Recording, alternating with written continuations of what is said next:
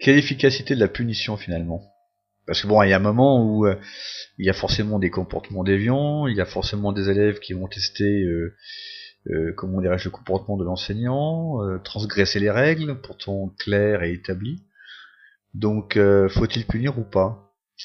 Oui, moi je dirais oui. Pourquoi? Parce que il faut de toute façon, s'il y a un manquement à la règle, il faut que la règle soit rappelée. Alors la punition, ça ne veut pas dire le châtiment, mais ça permet de sortir l'élève de la toute-puissance, ça permet d'entretenir un dialogue avec l'élève d'abord, de discuter avec l'élève de ce qui s'est passé, d'entretenir un dialogue avec l'équipe pédagogique, avec aussi les parents, parce que les parents doivent être informés justement des punitions qui sont données.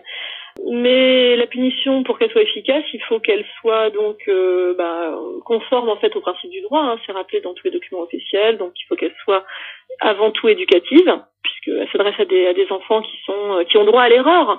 Ils ont droit à l'erreur aussi bien quand ils font un devoir, hein, c'est normal, ils sont en processus d'apprentissage, mais ils ont droit aussi à l'erreur au niveau de leur comportement. L'école, c'est aussi un lieu d'apprentissage à la vie en communauté, un apprentissage social. Donc on doit tolérer cette erreur, mais permettre aux élèves de réparer l'erreur qu'ils ont faite, de la comprendre. Et pour respecter les principes du droit, elle doit se référer au règlement intérieur, elle doit être proportionnelle à la faute commise, et elle doit être individuelle. C'est-à-dire que c'est pas parce que une même règle a été enfreinte que la punition sera la même en fonction du profil de l'élève. Elle doit être adaptée en fait, la punition. Elle doit être donc individuelle et elle doit être expliquée. Donc l'idée c'est pour que la punition à mon avis soit efficace, c'est qu'elle soit pas humiliante, dégradante, inadaptée, excessive et bête, parce qu'il y a aussi des punitions qui sont bêtes et elles sont interdites d'ailleurs par les instructions officielles maintenant, comme par exemple copier des lignes. Ça n'a rien d'éducatif que de copier des lignes. Un 0 par exemple, ou des points en moins sur un devoir pour une punition liée à un mauvais comportement, c'est interdit.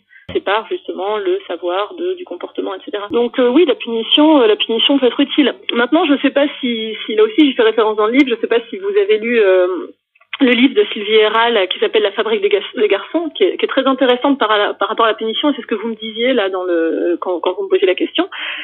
C'est que elle est docteur en sociologie et elle se rend compte que dans une société comme la nôtre qui repose encore sur des valeurs un petit peu, on va dire, machistes, même si évidemment ça évolue, hein, mais où on encourage les garçons à être un petit peu, pour s'affirmer garçons, ils doivent être téméraires, ils doivent être frondeurs.